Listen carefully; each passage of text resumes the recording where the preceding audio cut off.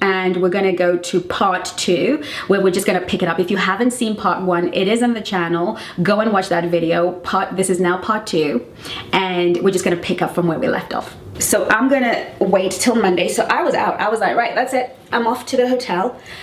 And I did. I checked myself into the hotel, and well, I spoke to my agent, and my agent was like, Chengi, there are no real flights for a few days, and it was going to be 3 days out from my actual leaving date, and it was going to cost me a bomb to change the flights. And I remembered I've always wanted to go to Jamaica. It was always a dream of mine, and I can allow this whole thing to completely destroy my first experience of Jamaica, or I can just make something of it. I can make it my holiday. I can dream another dream. And this is where the training, the growth, the inner work kicks in.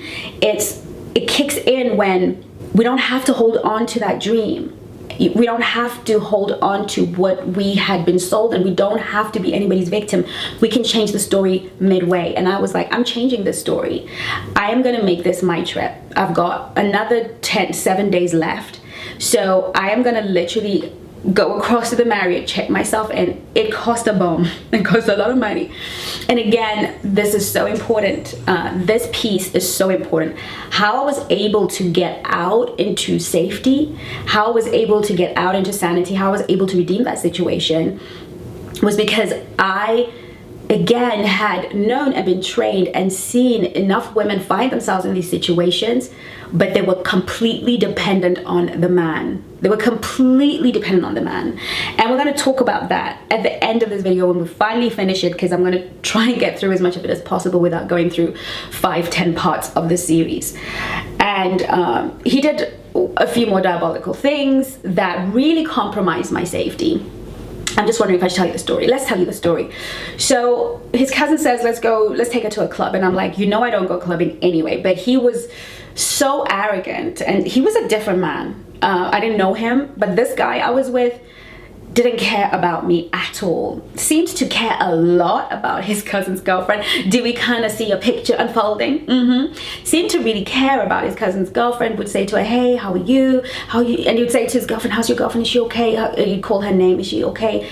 And he would never inquire of me. And I don't have, you know, solid facts on why that is, but I've got my suspicions. And so we go to this club in the middle of nowhere in the back of Beyond. I'm sure it was one of the best clubs, but it was horrible to me. Like, I don't go clubbing, period. But if we're gonna go to a club, it better be a private members club, okay? Yes, I am that girl, okay? So you're taking me to some hole in the wall somewhere, I don't know. I mean, this might be Jamaican culture. I don't think it is. It's not the Jamaicans I hang around, but it's definitely a group of people I wouldn't hang with. So if we're talking about girls wearing vests with no underwear, that's kind of, and nothing else but a vest with like maybe G-string, and the vest is like a whole, I mean, girls, okay, this is not, no. But he deliberately allows me to go to a place like that because I don't even have a wardrobe for places like that. And so here I am looking like this lady in the middle of a jungle, and I am petrified. And again, he wouldn't, and I was like trying to lean into him, like, save me, and he just pushed me away from him, like, go away from me. It was horrible. And then there was another girl in the club who was trying to talk to him, and all the girls, you know, he's a bit of a woman magnet, and all the girls wanted to talk to him and all the things, and he just left me in the wild. And so here I am, like, oh my gosh, in the middle of nowhere in Kingston, just praying for somebody. And this guy, who is this Rastafari who looked like Bob Marley, came to my rescue, and bless him, he took care of me. And you know, we eventually made our way home. I am double traumatized, and I'm like, this man knows me. He knows this will not be my haunt, but he's doing it because he wants to punish. I don't know what he's trying to do. And so the next day I packed my bags and I went and I moved into the Marriott, and I had a wonderful time. I sat by the pool. I met friends who were more in alignment with me. They took me out to have ice cream, to beautiful restaurants. We just had a great time, and that holiday became one of the best times I've had on a holiday in Jamaica.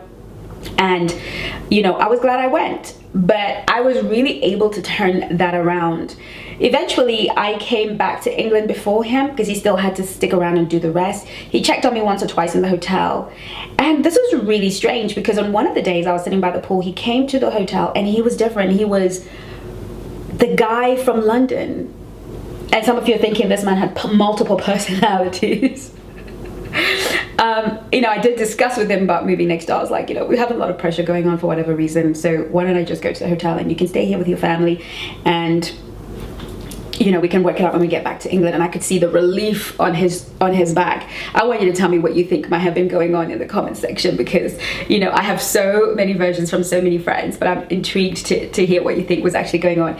But he did come to my hotel to bring me some mosquito repellent because I was bitten. I was like mosquito breakfast, and he was himself again. He was the guy I knew. He was sweet and kind and loving, and that was really mind-blowing to me. But I had already decided that I'm one of these people, and as you should be, when somebody shows you who they are the first time, believe them. Don't let your desire for them or your hopes for them or the story you've told yourself about them make you double guess what you're looking at. What I was looking at was a man who had decided and chosen to be somebody else. What I was seeing were two versions of him, where the light and the dark were so stark that I knew I couldn't live with what I had seen. I knew that God was in that moment showing me what the husband part of him was going to look like.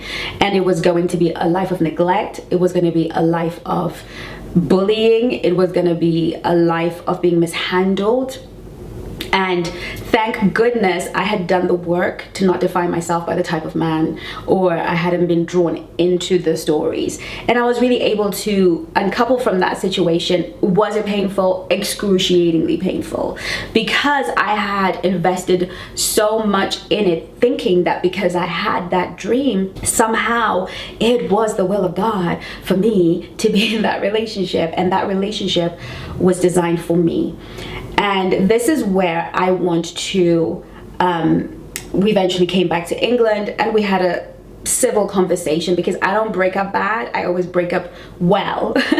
And we had a civil conversation, and we ended it with me really feeling like there's something, I needed to empty the clip. I needed to let him know, because he had this arrogance that I am gonna go and end it because, you know, because he was embarrassed, he was humiliated that he was not able to resolve the situation between us. And sorry, what's going on, babe? I'm really sorry. What do you need from me? Would have solved everything. But he didn't have the humility, he didn't have the masculinity, he didn't have, and these are such important qualities for me in another human. If you're a friend of mine, if you are a partner of mine, you're a child of mine, I need you to be able to apologize when you're wrong. I need you to want to resolve and repair issues.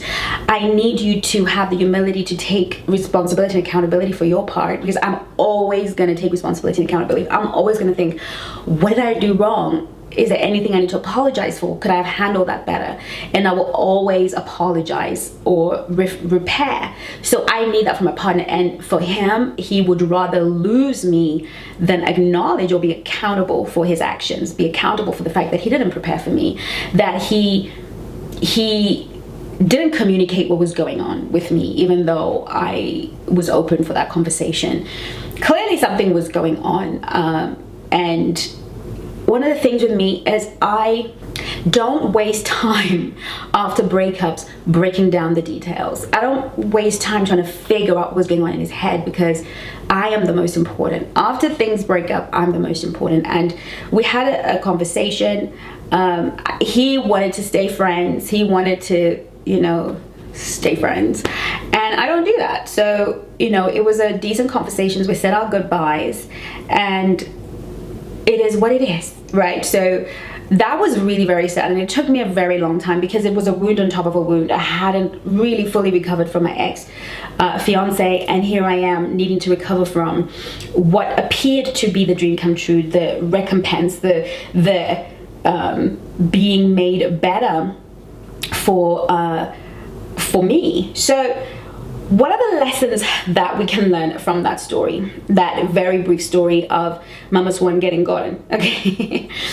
Let's start with number one. The first lesson that we can extract from this, and I'm not the only woman with this story, and if you don't learn the story will happen to you too. I have so many clients who have ended up in this situation. Why? Because some men will not show you who they are truly until they have you in their absolute control. And they will be good, they will be kind, they will be sweet, they will be everything until they create a set of circumstances or facilitate a set of circumstances where they are absolutely in control. They're absolutely in charge of you. So when you go away with a man invites you to go away, he is taking you out of your safety. He's taking you out of a situation that you can control. And so once you are in a situation where you're fully in his hands, fully dependent on him, he will show you who he is. And sometimes not so that he would abuse you, but so that he can tell the truth. Why? Because the body is designed to tell the truth. We cannot sustain lies over time. He wants to show you, this is me. If we're gonna end up together, this will be me. I will always put you in a situation where you're off your footing, and I will never treat you right. And this is where some of us lose the plot. We are so caught up with the guy we met in London, the guy we met before, the dream we had about him. God showed me this person was coming. And this is where we go back to the lesson. Just because you have a dream, just because God speaks to you in some way, shape, or form to show you what's going to happen, you have to go back to God and say, okay, God, you show me what is going to happen, but I want to know what your will is for these two men. I want to know if these two men are coming as lessons, as teachers, or as a potential husband. Often God will speak and we will assume we understand what he means. We will assume that just because God has revealed what is before us, that it is for us, that path is, oh, God showed me in a dream exactly and precisely who he was, and he showed up exactly and precisely as in my dream, therefore he must be of the Lord. And neither of them would have been of the Lord. But we never inquire of the Lord. And this is something that I want to leave with you, especially those of you who are believers. Inquire of the Lord, especially when it seems obvious. You know, I'm reminded of the scripture in the book of Joshua, where Joshua has taken over the nation and he's taken over parts of Canaan. And the neighbors who were supposed to be annihilated pretend as if they've come from a distant land with old food and all the things. And they make a treaty with Joshua, and he does not inquire of the Lord. The Bible says Joshua did not inquire of the Lord. He just assumed that the evidence was so clear that he just had to go with it. There are those of us sitting here saying, oh, God told me he's my husband. God told me this and God told me. Did you inquire of the Lord? What did he mean? What do you mean? It seems obvious to me, because if you say he's my husband, then it must be obvious. But I need to know what you mean. I need clarity. I need more pictures, because Paul says we know in part and we see in part, but only God knows all of it. And so even if God gives you a dream or an intuition or a gut feeling that this person might be a husband, go back to God. And I'm going to do a video later on about that's going to cover issues like praying for a man and praying with a man and all the things that can distort our ability to see. And so that's point number one. I want us to be aware that just because you dreamt it, just because you intuited it, just because you have a gut feeling, do further investigation, okay? Number two, the way he made me feel, the excitement, the exhilaration, the feeling of, oh my goodness, this is the man of my dreams, that is a red flag. Because whenever we desire and want something so badly, that thing distorts our ability to see clearly. That thing becomes a distortion. And I'm going to do a video on that on one of the next videos that you can watch some other time.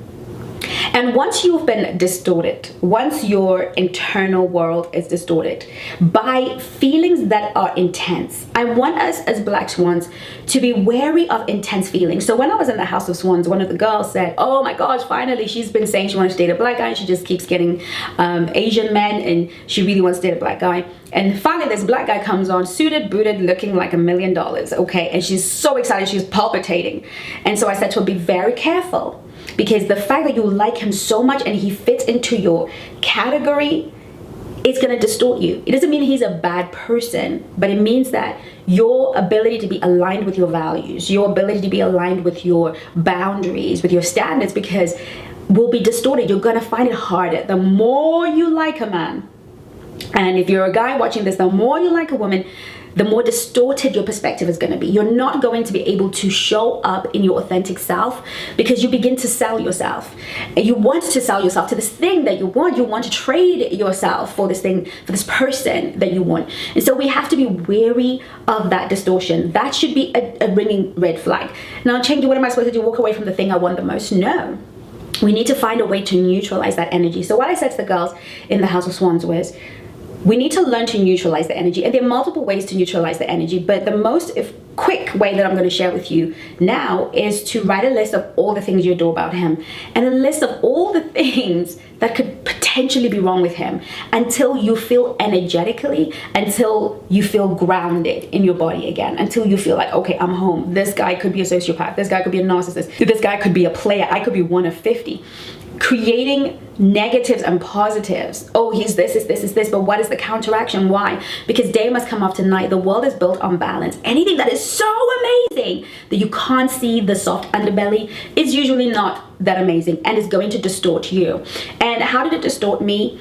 I started to compromise my boundaries. Remember I said to you in the story, I don't normally go away with, I've never gone away with anyone, because I'm only going to go away with you if I've got a ring on my finger. But in this case, I was distorted. I was so emotionally invested and so off my grounding out. I'd left my body. It was easy to betray myself. When you leave your body, it's so much easier to betray yourself. So it was an easy betrayal. It was coming. And I remember saying to a guy friend of mine, oh my God, I met this guy. He's amazing. He's like a god. And he said to me, and that is why it's not going to work, Chengi. And I was like, really? And it just really struck me. He said, because you like him so much. And really, it was a feeling I'd never really had for a guy before. So these distortions are what we need to be careful for. And that's what's destroying us, right, girls? When you come to me and you're in love with this guy and you can't live without him and you got to have him and you're so taken in by him, you are in a state of distortion, and you will undoubtedly compromise your standards, your values, everything around this man, because you can no longer be yourself. You're outside of your body. So that's the point that I want you to pay attention to, and that's point number 3. Number 2. Point number 3 is, don't ever travel with a man if you know you don't have enough money to book a flight back and at least 2 or 3 nights for a hotel. I know that we love ourselves a good provider. Yes, we do. But until you are married to that man or in a relationship with that man that is solid, you got a ring on your finger, or you've been dating for a very long time, going away for couples is a #1 revealer of the relationship. A lot of couples will tell you that their relationship was either strengthened by going away together, or it was exposed by going away together. Always err to the side of caution. If you're going to go away with a man, make sure you can do that. And this is where I always say to you girls, have your own money. And if you're dating a guy who can afford these lifestyles that you can't afford, at least have enough money to be able to book an Airbnb. Always have escape money. A woman must always have escape money. You must always have safety money. You shouldn't go on any trips with any guy with no escape plan. And I remember when I was in the hotel and I was talking to one of my friends, they were like, Chengi, man, if you have money, you can live life on your terms. If I couldn't afford to stay in that Marriott, if I couldn't afford to stay in that hotel, which was really very lovely, and it cost me a lot of money, if I didn't have that money, I was gonna be stuck for another 7 days with Jekyll or Hyde, because I was dealing with the Jekyll and Hyde situation. I was going to be stuck with this human. I was going to be stuck with him, and he was going to do my head in. He was going to deepen my wounds of rejection, neglect. Every part of what I'd healed was starting to, like the sutures were beginning to open. And I would have had to sit in that torture chamber emotionally, being treated like I don't matter, being treated like I am surplus to requirement, being treated worse than he was treating his cousin's girlfriend, feeling less of a woman, feeling less attractive, feeling so so deeply unsafe, I would have had to sit there for an additional 7 days. But because I had my own money, and you know, men would say, oh, these women with their own money think they got their own money. And so it doesn't mean that we're out here trying to disrespect a gentleman. It's because men do these kind of things. Not all men, but these things are within the parameters of how men behave when they feel like. And another friend of mine who is a professional like myself said, Chengi, what he was showing you is if he had all of the power in the relationship, he would be completely mean. And this is why we need to understand the power dynamics of relationships. Relationships need to have power dynamics that work well, and I teach that in the House of Swans about power dynamics in a relationship. You need to know what your feminine power is and what a man's masculine power is. And if you know your feminine power, understand his masculine power, then you're gonna have a good complement. But they must always be a safety net for you girls. Even for those women that are married, you shouldn't be married, just sit there, you're married and you don't have an escape plan. Our mothers had an escape plan. Always know how you will get your freedom in a worst case scenario.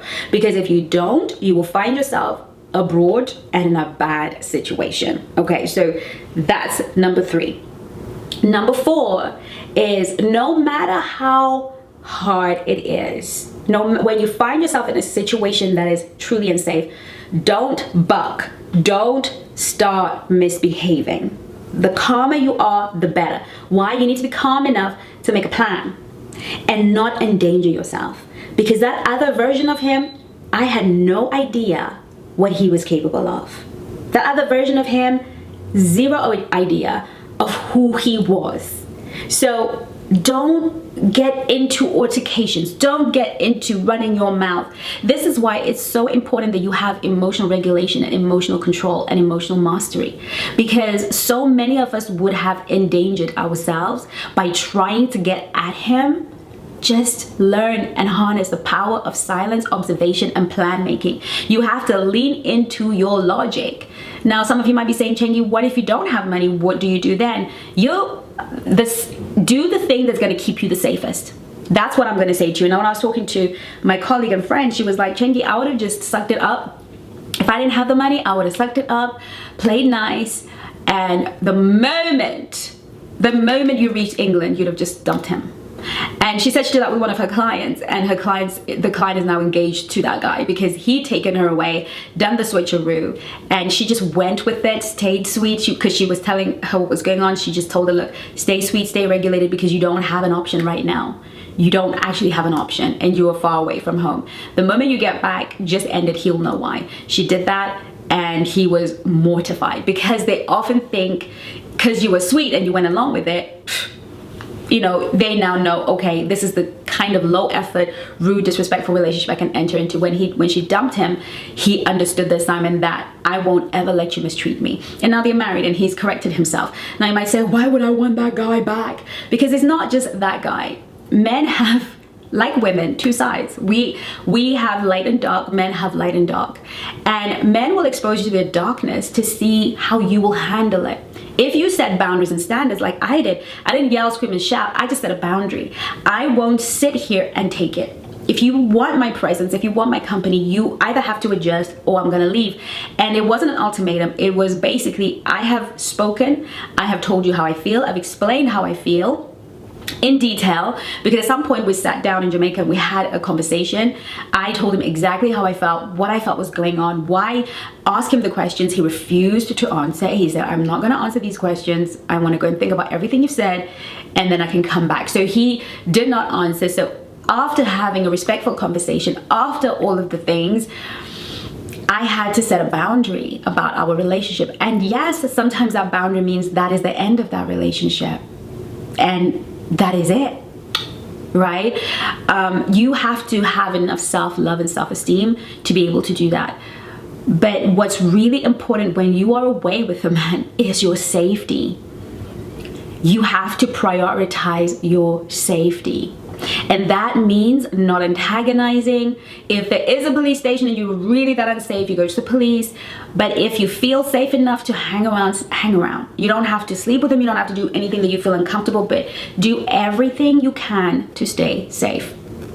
And make sure everybody knows where you are. Make sure everybody is in touch, because one of the things with me is people knew where I was, and they were calling in every day, and there was the sense that he knew that there were people that were interested in my well-being. So don't ever be in a situation as a woman where you have abandoned your friends for the relationship you're in, because it's those very friends who actually kept me company in the hotel. They were literally taking shifts. While I was in the hotel in the morning, I would speak to one of my friends, and the other one during the afternoon, because I was in a different time zone from them, and I grew closer to my girlfriends because they were taking shifts to keep me company throughout the day for the 7 days that I was there. If you're one of those women who meets a man and your girlfriends become secondary, you're gonna have a hard time, because it's so important that you have your community, that you have people who will support you through it. And I'm telling you girls, I would not have been able to make it through that without my girlfriends, without them being on the other side of the phone, holding me up, chatting with me, talking nonsense with me by the pool, having a laugh with me, all the things that they were able to do because I didn't dismiss them for that relationship. Keeping your life in balance is so important. And since then, I have dated amazing guys who are gorgeous and lovely and all the things, but taking those lessons instead of becoming bitter. So many of us choose violence. We choose bitterness as a coping mechanism. And so I hope that hearing my story, how I got played, how I survived, the lessons I've learned has been helpful for you, that you would know that we are not better than you. Experts, people like myself, coaches, we're not better than you. We are you. We're just a few steps ahead of you. We've learned a few lessons. We've come to understand. We get out quicker, but we still have devil for our levels. I can't be played by the majority of men that play the majority of women, but I can be played with a guy who is sociopathic, who is intentional about deception. Everybody can be played. The Bible says in the last days, if it were even possible, the elect would be deceived. Being deceived is not something that should make you feel bad or judge another human being and say, well, they were deceived. They can't possibly be as good as they say they are. Deception happens to everybody, and once somebody sets it in their heart to deceive you, they will. What matters, the differentiation between being a victim in the end and coming out of it stronger, better, with a greater understanding of yourself, points that you now can go and work on and heal, which that man blessed me, because I did my most work as a professional through that relationship that I had not done, or thought I had done but hadn't really done. And I was really able to dig in and do some real work because of that relationship, because I understood that we're always having an option to be someone's victim or someone's greatest student. And he was the student that was brought into my life to grow me and to multiply me and to make me so much better, and to point to the self-love I had grown and still had to grow, to point to my self-worth and why I was so deeply called to this particular man. He was sent by God to be a mirror to the areas of my life I hadn't quite built my self-love and my self-worth. He was sent to show me what was possible for me when I'm really truly healthy. He was sent to bring me back to healing myself. And as professionals, we can think we've done the work and we don't need to do the work anymore. But he was an absolute blessing to me. And so can the relationship that you are in. So can the last breakup you've come out from. You can use it to heal you, to better you, to make you stronger. Or you can use it to become another victim who doesn't want to mess with men anymore, who doesn't want to deal with men anymore. Because relationships are mirrors. They're here as a gift. They're sent to us to show us where we've grown and where we still need to grow. And so I used it for that. I used that relationship to make me the best version of myself. Now, I hope that you enjoyed this video. If you've got any questions, leave them in the comment section. If you want more videos like this where I share my love journey, the things I've learned and the lessons that you can learn from it, where you can feel more connected to me on a woman-to-woman basis, do let me know in the comment section. And if any of these 3 videos get 1,000 likes, then I will know for sure that this is what you want. Otherwise, we'll go back to our normal filming where we will bring you some topics that we may want to discuss with you. Thank you so much for joining me. I look forward to seeing you in my next video. In the meantime, do take care of you. Bye-bye. And don't forget to subscribe, like, share, and comment so that I can get a better idea of how to serve you. I look forward to seeing you in my next video. Take care of you.